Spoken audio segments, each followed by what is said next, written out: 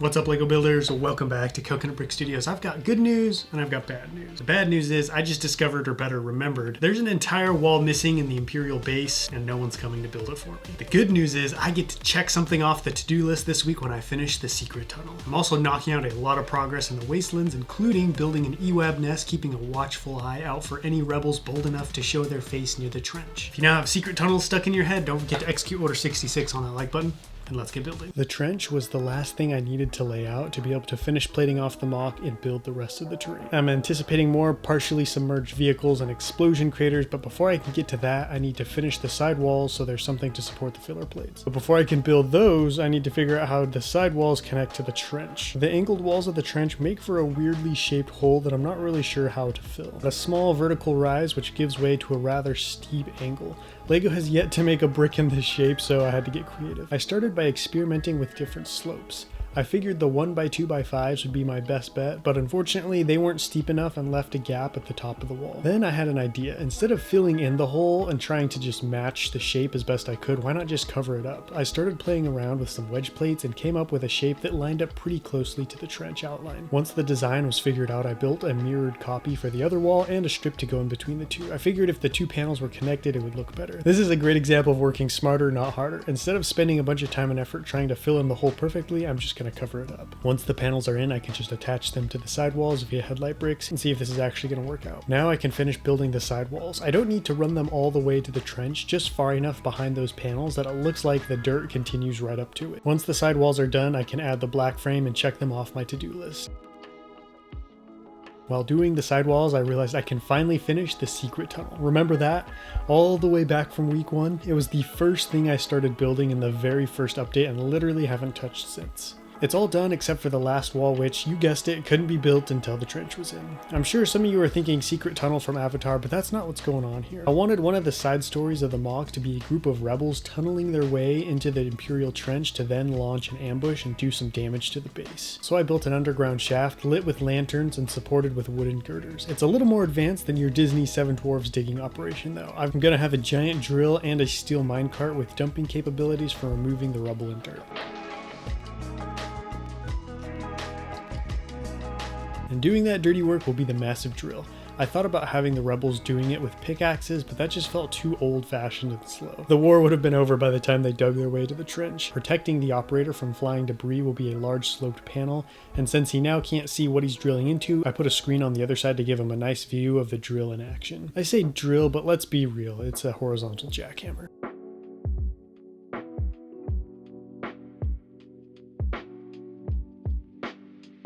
The subterranean portion of this mock is progressing nicely, and I'm now ready to plate off the rest of the build. I'm using the last of the 16x16 bricks I got from Lego, and the only con about them is I don't have more. I used them in a small Magito mock recently, and it made the building process much smoother. I was able to create a multi-leveled mock with relative ease by stacking them. After I was done, I realized I could use the leftover plates to start building the foundation of the hill or mountain. I've been wallowing in all good stuff now, so it's time for a little bad. I completely forgot to build an exterior back wall here. I have this interior wall where the turbo lift doors are, but I need space behind that for the actual turbo lifts. So a second wall is needed to cover those up. I'm pretty sure I have enough gray brick for it, but it's a little tangled up right now, as the remains of Magito. So I need to get back to sorting this mess to finish the base. I do have enough brick on hand to get more of the sidewall done. I want to get this done so I can figure out what detailing will go on it. The other side has a bunch of electrical wires and yellow girders, and at first I was just going to copy that over here, but I remembered there's some large water tanks on this side. They're connected to a hose which is used to clean up the repair bay or put out the occasional vehicle fire. Feeding those tanks will be 2 water pipes snaking across the wall. I like the fact that these look a little different from the electrical wires because it speaks of a different function and adds more variation to the walls.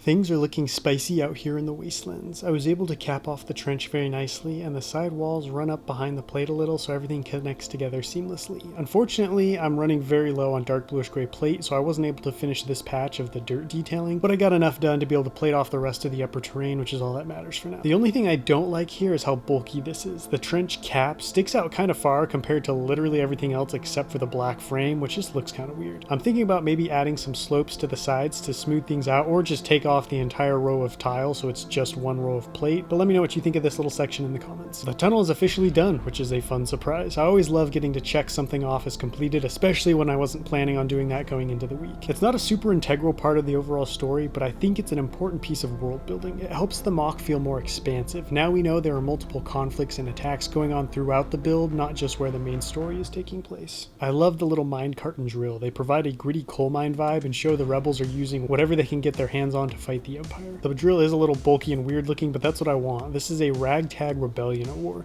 They have to use old repurposed tools to get the job done. Their plan here is to dig a little further and plant explosives to blast through the trench wall, since if they dug too close to it, people on the other side would probably start to hear it. Not that this massive drill isn't already loud, but let's just say they're going to use pickaxes or something quieter once they get closer. Pretty much all the terrain is now plated off and the hill is beginning to take shape. I'm glad I had some extra 16 by 16 brick to start it, because that saved me a ton of filler brick, plate, and time. Now I get to start shaping the hill and bring it to life. I might even add some caves with Easter eggs in them. Let me know in the comments what I should include if I do. I feel like Sisyphus in an eternal struggle with the base. Week after week I'm working on walls and I turn around and they're still unfinished. I literally just discovered a new wall this week that I haven't even started yet. I really want to get to work on the roof and command center, but I need all the sides done before I can do that. I'm starting to worry that the span of this roof's going to be too wide, which means the plate in the middle is going to sag even without figs or computers up there, and I can't just put a giant support pillar in the middle of the work area. So I want to get in there and figure out what's possible, but these walls just never seem to end. So keep an eye out for some building Mimban live streams where I can hopefully finish up a wall or two in between updates. Hopefully you made it through the dreary plating and wall building of earlier, because now it's time to build a machine gun nest. But in this case, it's an E-web nest. One thing this trench lacks is positions for troops to survey the surrounding terrain and fire on potential approaching enemies. So I'm going to build a small dugout for troops to shelter in and man larger guns. It'll have a cement floor and man-made walls so the troops aren't hanging out in a simple dirt pit. I felt like the position should be round, so I'm making sure all the ground around the cement pad is tile,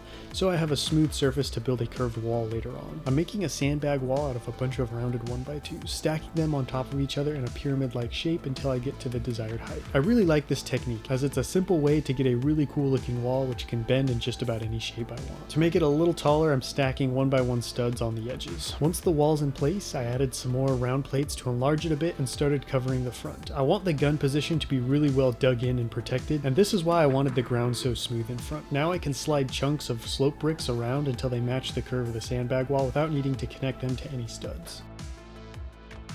While building the E-web nest, I had a cool idea. I want some kind of cover or roof, but not a big permanent one, so I'm busting out this Lego net. I folded in two of the front sides so it somewhat lines up with the front wall and connected a bunch of studs to it, turning this into a camo net of sorts that will help hide the position and provide a little cover from the elements. We can't have that gun rusting out. I added a little bit more mud detailing to the inside and placed some poles at each end of the camo net so I could raise it up over the dugout, and this fits the vibe perfectly.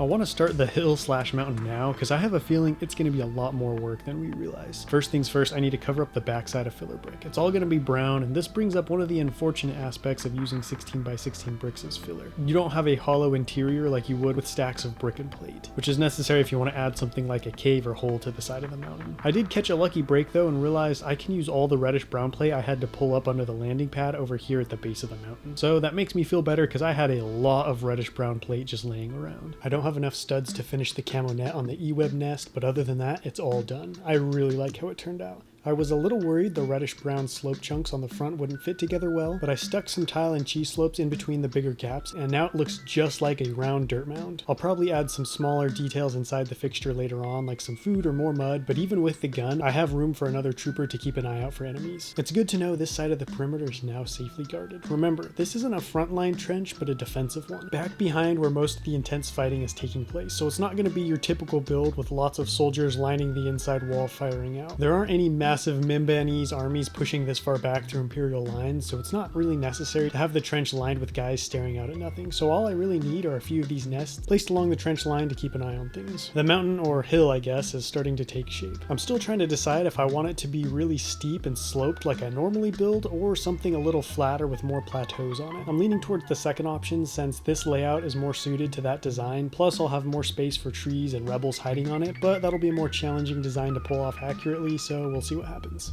Another week down and I'm that much closer to the finale. Getting the E-web nest built means I have pretty much all the trench figured out, except for the jog in the middle and a few bridges to cross it. I'm really pleased with how it's looking, and hopefully once more parts come in, I can knock out the rest of the trench line. The base is, well, the base is coming along, I guess. Those walls are really holding things up, but I'm gonna make a bold promise here. All of the walls will be finished in the next update so I can get started on the roof. I also have something exciting coming in the mail that next week I'm gonna be turning into a rebel tank. That's a wrap for this video. Don't forget to let me know what you think about Mimban down below in the comments, and until next time, happy building.